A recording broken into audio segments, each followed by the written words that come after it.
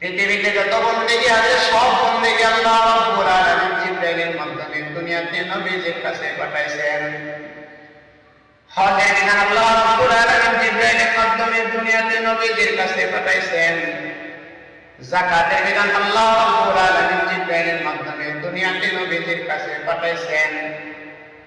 রমজান মাসের রোজার বিধান আল্লাহ তাআলা জিবরাইলের মাধ্যমে দুনিয়াতে নবীজির কাছে পাঠাইছেন।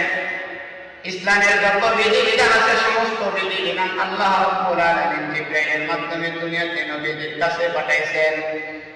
কিন্তু নামাজ নামক বন্দেগী দেওয়ার সময় যখন হয়ে গেল, আল্লাহ রাব্বুল আলামিন এবার জিবরাইলের মাধ্যমে নামাজ নামক বন্দেগী নবীজির কাছে না পাঠায়া বরং নবীজিকে আল্লাহ রাব্বুল আলামিন তার দরবারে দাওয়াত দিয়া তার দরবারে নিয়ে আসার সময় বন্ধুকে বন্ধু নামাজ নামক বন্দেগী দিয়া দিছে। সব বন্দেগী আল্লাহ তাআলা জিবরাইলের মাধ্যমে দুনিয়াতে নবীজির কাছে পাঠাইছেন।